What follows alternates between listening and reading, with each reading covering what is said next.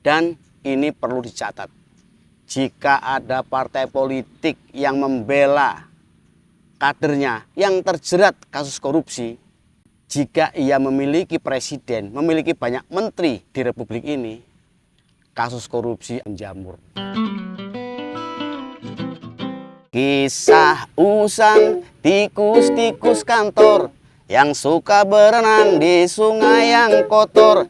Kisah usang tikus-tikus berdasi yang suka ingkar janji lalu sembunyi di balik meja teman sekerja di dalam lemari dari baja. Nah, bicara soal korupsi, dalam beberapa waktu terakhir ini kita diramaikan dengan satu pemberitaan tentang kasus dugaan korupsi yang dilakukan oleh salah seorang kader Partai Nasdem, sekjen Partai Nasdem malah ya, yang menjabat sebagai Menteri Komunikasi dan Informatika Republik Indonesia, yaitu Johnny G. Plate. Johnny G. Plate ini ditetapkan sebagai tersangka oleh Kejaksaan Agung atas dugaan kasus korupsi proyek pengadaan BTS dengan kerugian senilai 8,32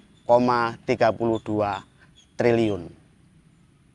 Namun sebelumnya saya akan sepil satu cuplikan video pernyataan dari salah seorang elit Partai Nasdem. Politisasi aparat penegak hukum. Hari ini semua diinjak. Hari ini semua diintimidasi. Hari ini aparat penegak hukum semena-mena melakukan politisasi hukum.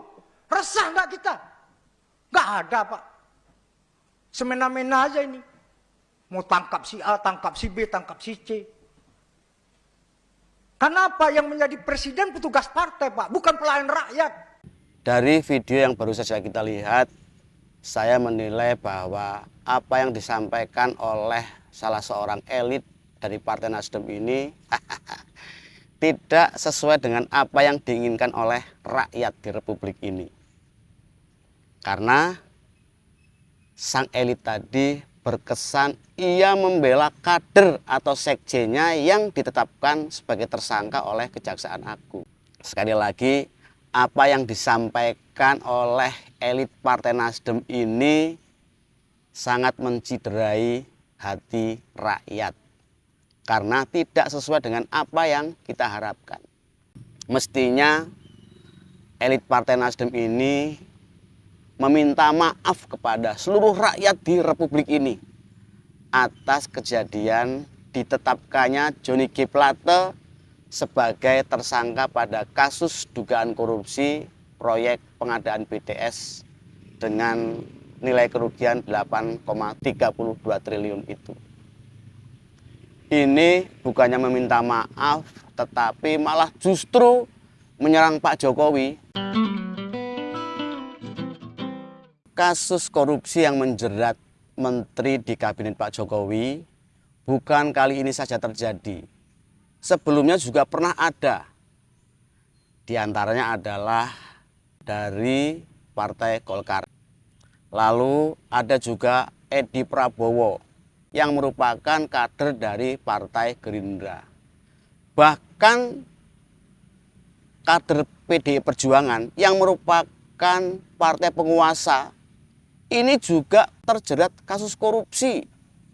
Namun dari PDI Perjuangan sendiri tidak memberikan toleransi, tidak mentolerir, tetapi ini Partai Nasdem justru malah membela habis-habisan kadernya yang diduga melakukan tindakan korupsi. Ini menjadi sangat lucu karena Partai Nasdem menuduh ini adalah upaya politisasi terhadap partai besutan Pak Surya Paloh itu. Yang bersangkutan atau tersangka ini sudah 3 kali dipanggil, 3 kali pula dilakukan pemeriksaan. Dan hasilnya yang bersangkutan diduga terbukti melakukan tindak pidana korupsi. ada satu lagi pernyataan dari salah seorang politisi senior yang sudah cukup sepuh, yaitu Mbah Amin Rais. Ia memprovokasi dan meminta kepada Ketua Umum Partai Nasdem untuk melakukan perlawanan atas ditetapkannya Johnny G. Plate ini sebagai tersangka kasus dugaan korupsi proyek pengadaan BDS itu. Bung Surya Paloh, silahkan ya pukul balik, jangan hanya diam saja. Ya. Apa yang disampaikan oleh Mbah Amin Rais ini justru bisa menjerumuskan Pak Surya Paloh atau Partai Nasdem ke dalam jurang kehancuran yang lebih dalam lagi. Mestinya Mbah Amin Rais ini memberikan nasihat yang baik kepada Ketua Umum Partai Nasdem, Pak Surya Paloh. Meminta maaf kepada seluruh rakyat di Republik ini. Bukan justru malah memprovokasi untuk melakukan perlawanan. Karena apa yang dilakukan oleh Johnny G. Plate ini adalah tindak pidana korupsi. Yang jelas-jelas korupsi adalah musuh negara, musuh rakyat, musuh kita bersama. Bukan justru kita bela. Sampai hari ini belum ada pemberitaan Johnny G. Plate ini dipecat dari Partai Nasdem. Dan Partai Nasdem pun belum meminta maaf secara eksplisit kepada seluruh masyarakat di Indonesia atas ditetapkannya Johnny G. Plate dalam kasus dugaan korupsi itu. Nah, ini ada yang ramai juga nih. Surya Paloh ditagih janjinya. Karena memang sebelumnya Pak Surya Paloh ini pernah sesumbar akan membubarkan Partai Nasdem jika ada kadernya yang terlibat kasus korupsi. Memang ucapan-ucapan seperti itu, sesumbar-sesumbar seperti itu sudah seringkali kita dengarkan dari para elit politik. Contoh ketika Mas Anas Urbaningrum terjerat kasus korupsi. Rp1 saja, Anas korupsi Hambalang, gantung Anas di Monas. Gantung Anas di Monas. Begitupun ketika perhelatan Pilpres 2019. Mbah Amin Rais juga pernah sesumbar akan jalan kaki dari Jogja ke Jakarta pulang pergi, kalau perlu sambil engklek. Kalau Pak Jokowi terpilih lagi menjadi presiden pada Pilpres 2019. Tetapi nyatanya itu tidak pernah terjadi. Omongnya bohong, omongnya kosong. Dan hari ini Pak Surya Paloh ditagih janjinya yang pernah menyatakan bahwa akan membubarkan Partai Nasdem jika ada kadernya yang terlibat kasus korupsi.